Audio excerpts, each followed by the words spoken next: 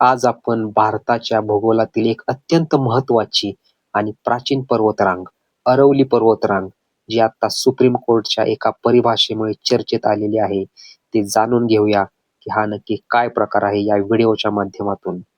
अरवली पर्वतरांग भारताच्या उत्तर-पश्चिम भागात पसरलेली एक महत्त्वाची पर्वतरांग आहे. ही पर्वतरांग गुजरातपासून सुरू होऊन राजस्थान, हरियाणा, दिल्लीपर्यंत जाते आणि अरवली पर्वतरांग सुमारे 800 किलोमीटर लांब असून ती नैऋत्य ते ईशान्य दिशेने पसरलेली आहे. ही पर्वतरांग प्रामुख्याने राजस्थान राज्यात आढळते. अरवली पर्वतरांग ही भारतातील सर्वात जुनी पर्वतरांग मानली जाते.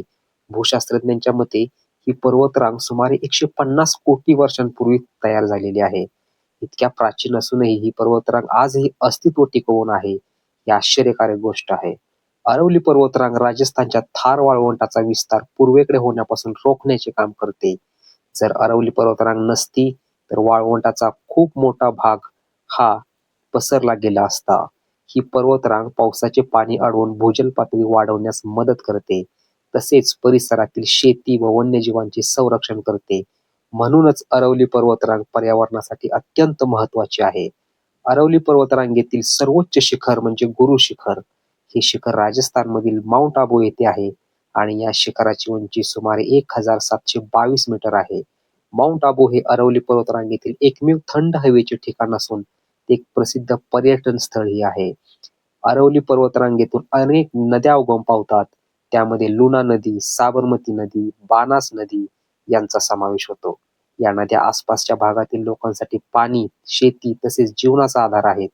म्हणून अरवली पर्वतरांग जलसंपत्तीच्या दृष्टिकोनातून अत्यंत महत्त्वाची आहे. अरवली पर्वतरांगेमध्ये तांबे, झिंक, सिसे, संगमरवर यासारखी अनेक खजिने आढळतात. याचमुळे या भागात खाणकाम विकसित झालेले आहे. आत्ता सुप्रीम कोर्टाने अरवली पर्वतरांगेची नवीन परिभाषा केलेली आहे आणि ज्याच्यामुळे अरवली पर्वत तोच भाग समजला जाईल ज्याची उंची जमिनीपासून 100 मीटर किंवा त्याहून जास्त असेल किंवा 2 किंवा अधिक अशा पहाड्या जर एकमेकांपासून 500 मीटर अंतरावर असतील तर त्या एकच अरवली पर्वतरांग मानले जाईल. आता 100 मीटरपेक्षा कमी उंचीचे जे भाग असतील ते अरवलीचा भाग कायदेशीरदृष्ट्या मानला जाणार नाही.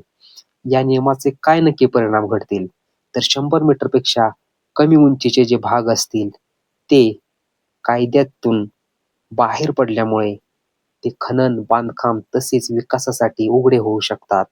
लहान ढालाने, ढिगारे, खडकाळ भाग पावसाचे पाणी शोषून घेतात. संरक्षण नसल्यामुळे याच्यावर जर काम तसेच अरवली पर्वतरांग हे थार वाळवंटापासून धूळ आणि वारा थांबवण्याचे काम करतात. कमी संरक्षणामुळे वाळवंटाचा विस्तार वाढवण्याचा धोका निर्माण होऊ शकतो. तसेच जैवविविधतेवर याचा प्रतिकूल परिणाम होऊ शकतो. जमिनीची बळकटी तसेच निसर्गाचे संतुलन ढळू शकते.